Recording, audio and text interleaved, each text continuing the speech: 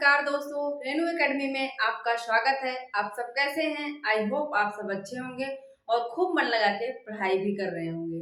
दोस्तों, आज इस संस्मरण का लास्ट वीडियो होगा। संस्मरण को हमने लगभग 3-4 वीडियो में याद कर लिया है।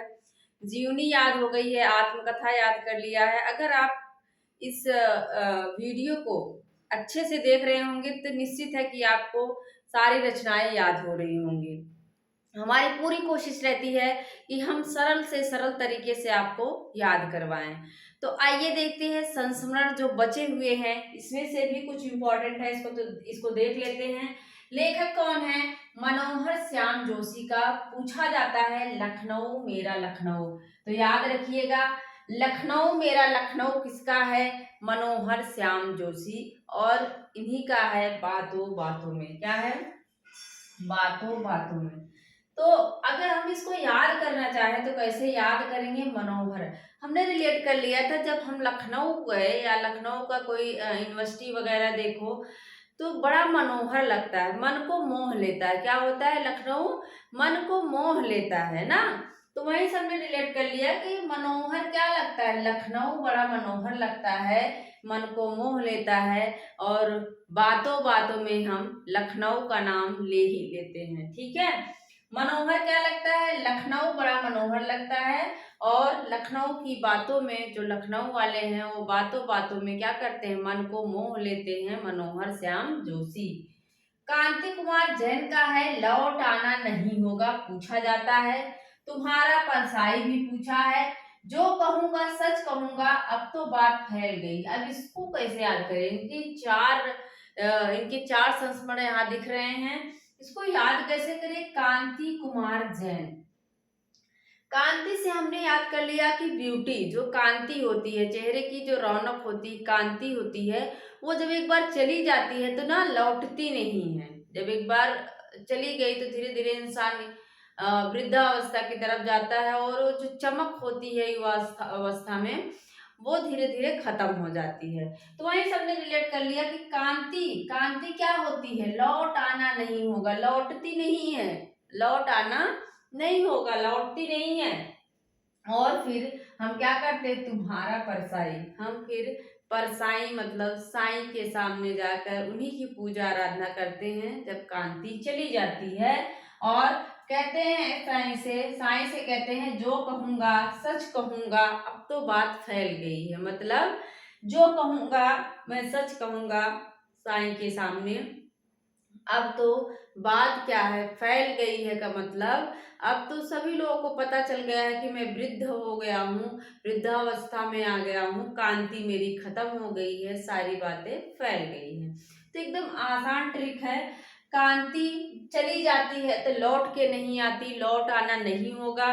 फिर क्या करते हैं? हम भगवान की भक्ति में लीन हो जाते हैं, तुम्हारा परसाई। और उनके सामने कहते हैं जो कहूंगा सच कहूंगा और अब तो बात फैल गई है। ठीक है, विवेकी राय का है आंगन के वंदनवार मेरे सुहृदय श्रद्धे।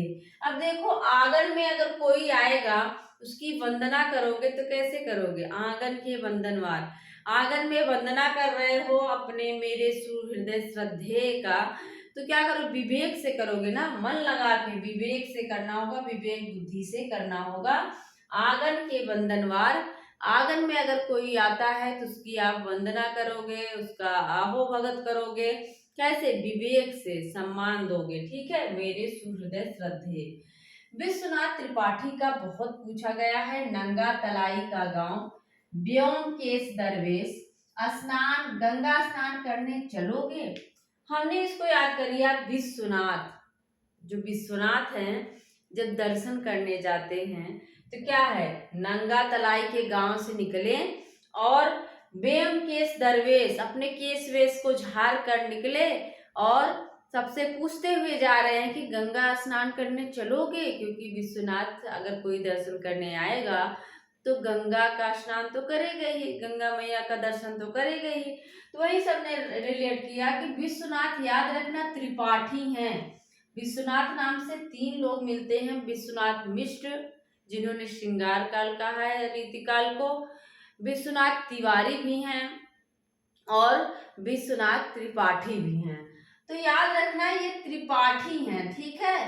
त्रिपाठी नंगा तलाई का गांव, त्रिपाठी हैं और अपने नंगा तलाई गांव से केस वेश झाड़ कर, बेउम केस दरवेश मतलब अपने केस को झाड़ कर सब संवर के निकलते हैं और रास्ते में सबको लेते हुए जा रहे हैं, कह रहे हैं गंगा स्नान करने चलोगे, ठीक है। इसके बाद है अमरकांत। अमरकांत देखो, जो अच्छे व्यक्ति होते हैं, अच्छे स्वभाव अच्छे व्यवहार वाले होते हैं, उनकी यादें और कुछ बातें हमें हमेशा याद रहती है ना। कहते हैं कि वो बड़े अच्छे थे, ऐसे ऐसे बताते थे, कोई दुखी होता था तो उसका साथ देते थे। तो अमरकांत का क्या है, अमर हो गए। कैसे अमर हो गए, लेकिन कुछ यादें कुछ बातें उनकी याद हैं। कोई अगर अमर हो गया, चला गया इस दुनिया से, तो क्या करते हैं, उनकी कुछ बातें और उनकी यादें रखते हैं पास में। फणीश्वर नाथ रेणु। रेणु आप सब जानते हैं कैसे हैं, आंचलिक उपन्यासकार हैं। इन्होंने प्रथम आंचलिक उपन्यास लिखा मैला आंचल 1954 ईस्वी में।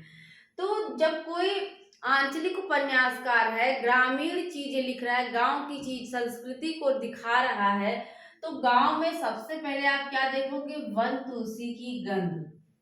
क्या है, हर घर में आप देखेंगे, अक्सर शहर में तो इतना जगह नहीं रहती है, फिर भी लोग गमले में रख लेते हैं, लेकिन गांव में क्या है, तुलसी मैया का पौधा जरूर रहता है। और कहाँ रहता है, समय की शिला पर। बहुत जगह देखो उसको क्या करते हैं, चारों तरफ से पत्थर लगा होता है और बीच में तुलसी मैया को तुलसी का पौधा जो है लगा देते हैं।